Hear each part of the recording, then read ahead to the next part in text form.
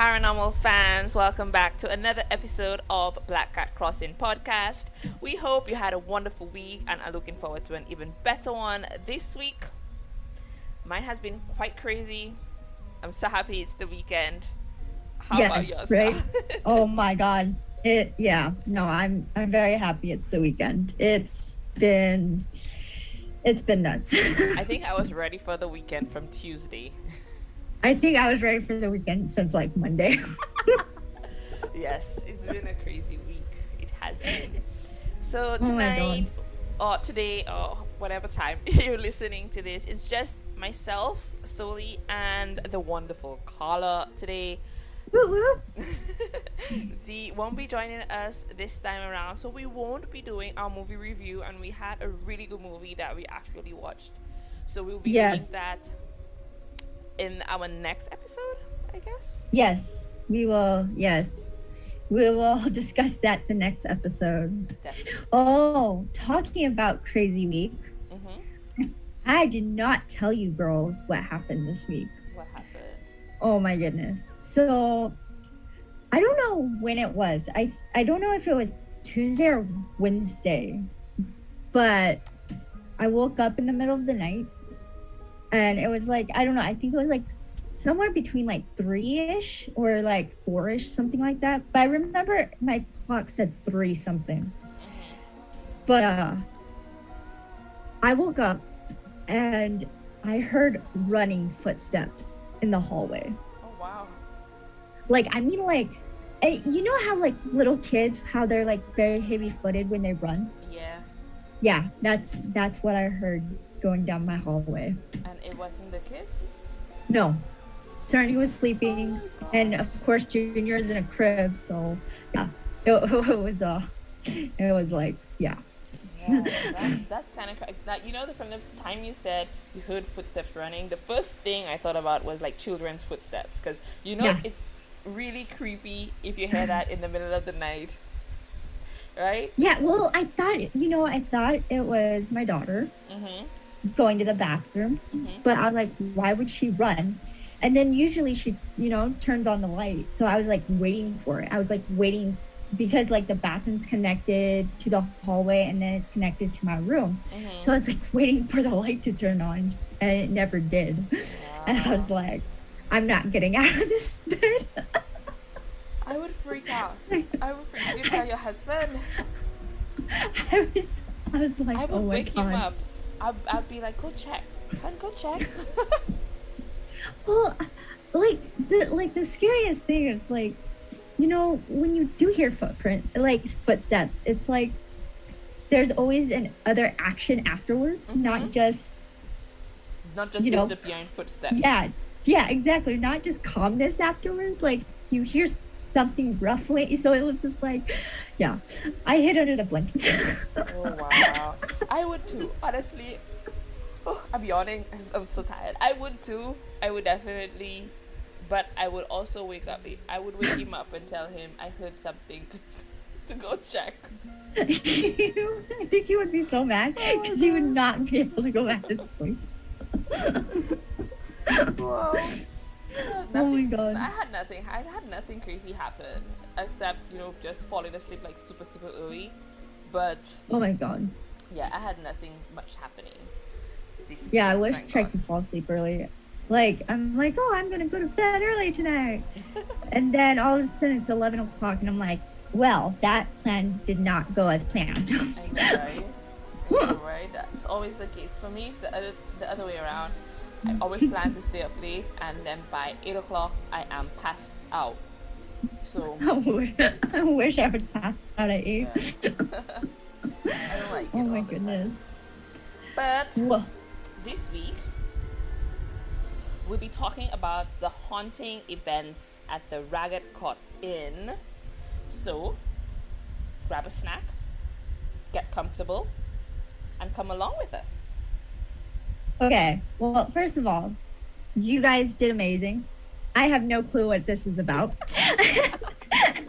So, I'm going to probably mess up a lot of names. Yes.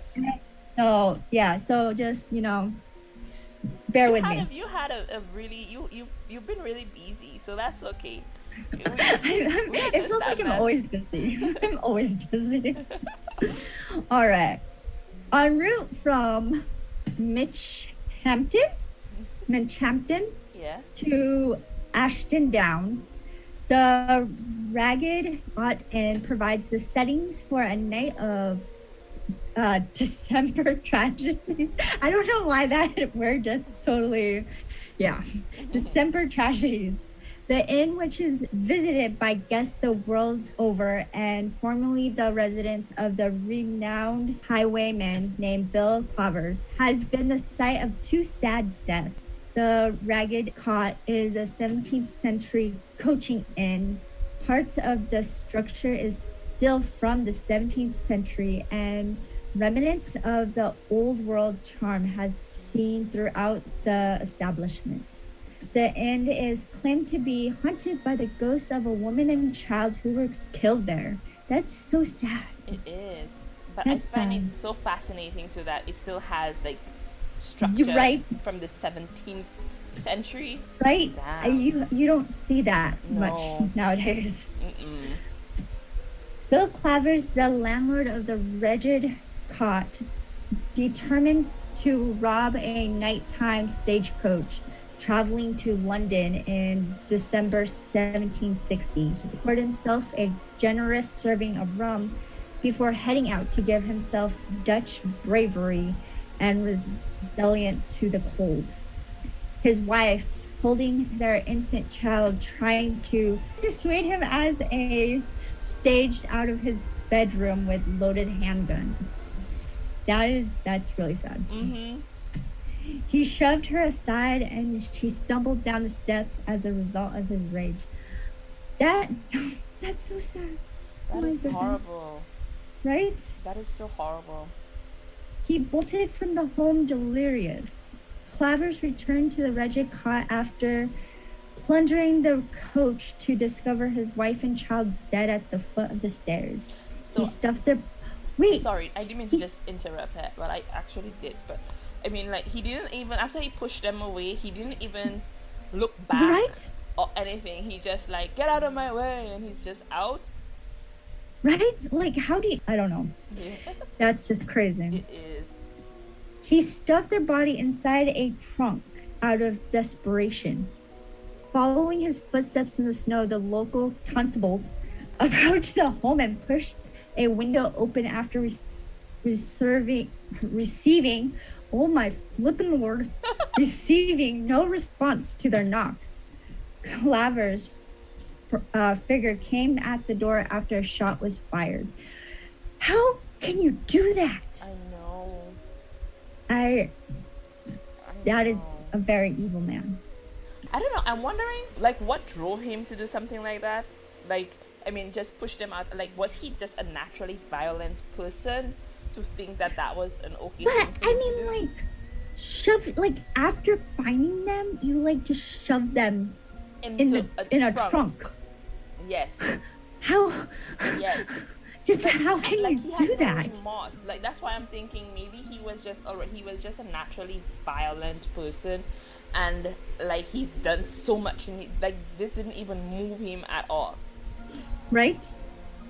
Yeah, like I don't know. That's just horrible. That's just crazy. It really is. Enjoying what you've heard so far?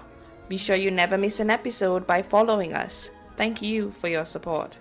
Now back to the show. A horrified cry was heard as the ghostly apparition of his wife and kid crossed the floor and disappeared up the stairs, just as one of the constables was about to fire. Clavers was arrested and strapped to a chair after being seriously scared and unable to give any resistance. The constables started searching the area. They were greeted by the ghost seated on the large oak trunk as they entered the bar parlor. They bolted from the home terrified. Clavers was taken away as a condemned man after the body of his wife and kid was discovered in the trunk as dawn broke. He was found guilty and condemned to death by hanging at Gloucester Assize Court. Guests and employees have reported hearing strange noises about the inn since then. Near the stairway, a clamor of a fight was heard, followed by the sound of a person falling. The sounds are said to be Claver's wife and child bodies plunging into eternity. The apparitions of Bill Clavers and his wife have been seen walking the corridors of the Ragged Cot Inn, making unsettling noises. The narrative may be found in the bar for visitors who visit the Hilltop Inn, where it is framed for all to read. Would you want to go there, Carla? I kind of do. Well, first of all, I want to see, the structure and the actual building, just because that is amazing. But also, I want to like see the evidence and hear it. You know what I mean? Yeah. Even though it's like a very sad thing, like how but it's kind of I wouldn't say funny, but like how her ghost or spirit, like, it immediately appeared. Kind of helped to capture him and like show them where they are, even though they scare the crap out of them. Yeah, she was like, I'm not letting this pass like that. You need to find me. Right? Let me just sit where I am. Yeah. She just got up. I don't know. I feel the ghosts don't seem to be very violent, and I didn't even get any stories of anything more than just them occasionally hearing the scuffle and the scene just replaying itself. That's basically it. There wasn't anything else that was terrifying there. And I guess it's one of those where it's like an event that like was violent, like out of rage, and then it's just keeps replaying. It's replayed over and over and over. That reminds me of this book from Stephen King. I can't remember, but it's one of the short stories, I think, in this book called Everything's Eventual, where the people just they're dead and they're in their version of hell, and they just keep replaying the same thing over and over and over and over again. Wouldn't that be like horrifying? Like, if you really think about it, that would be horrifying. It is. Like, it is. Just and not even knowing that is what's happening. Like, you're just caught in a loop, basically. Yeah. A time loop. Just yeah. And it's really bad. It's really sad, especially when it's a very violent death. Like, you just keep replaying that over and over for eternity. That's that would be hell. Yes, that's crazy. I can't imagine that for myself. But I guess I mean, all of the hotels and everything, they've still been having like no problems with anybody. I mean, coming, they still have business, they're still open for business, and these things are still happening. I don't know. Well, what I wonder is, like, all of these places that we've been, researching and stuff like that, like, have there been a place where such violent death has occurred that the hauntings are to the point where it actually shut down business? I wonder. Because like how you said, like, all of the places we have, we've researched, the business continues, and it's, some places, yeah. So is there any places where business hasn't continued because it's just too much? I don't think. I mean, for the most, it was for the Hotel Coronado, where guests probably didn't stay in a room because of certain things happening, but not anything so severe that people will say, F this, I'm out of here, I'm not and right? Just enough of them happening. Not even saying like a death occurs because of it that causes the place to shut down. Nothing like that. Well, and to tell you the truth, I really don't think so, because it's such a fascinating thing that even if you don't believe, it's still something that you want to go see. Yep. You know, like, so it's like, I think death is just on the whole, it's a fascinating thing on the whole. I mean, especially when it's something gruesome, and then they're saying that, not fascinating in a like, I don't know how, like, it's not a fascinating thing like, but the aftermath. yes, yes, yes. It's like, you know what they say, like when there's an accident happening and you just glued to it, like you cannot turn away from it. So Yeah. So that type of fascination, I mean, like a morbid fascination, that's what it is. So you want to go, and especially if you're the curious kind, you would want to go and experience and see for yourself if any of these things are actually happening, and oh yeah, you want to be part of the story. You want to experience things for yourself. I really don't. I don't really want to, but I am curious if it's really happening, you know? Yeah. I've watched too many horror movies. Yeah, I feel like, you know, sometimes I'm just like, yeah, that would be awesome. Let's go ghost hunting. And then we start watching these horror movies. And I'm like, maybe that's not a good idea. Yeah. And then that thing that, there was this app that Z was talking about. Oh my God, right?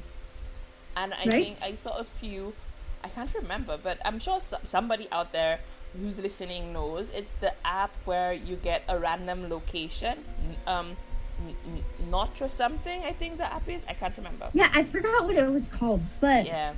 You get and then things. It takes you to, like, you just follow the GPS and it takes you to this random locations, and it's like, oh my God, hellishly freaky. I need to know the name.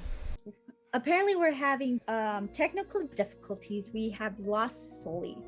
So with that being said, thank you for joining us this week on Black Cat Crossing. We've enjoyed having you here with us while exploring the secrets of Ragged Cot Inn. Be sure to visit our website, www.blackcatcrossing.co. Drop us an email at blackcatpodcastzapps, ZABS, @gmail.com. Follow us on Instagram at Black Cat Crossing Podcast, on Twitter at Black Cat Crossy 2, or head over and follow us on Facebook page Black Cat Crossing Podcast. We will see you again in the unknown.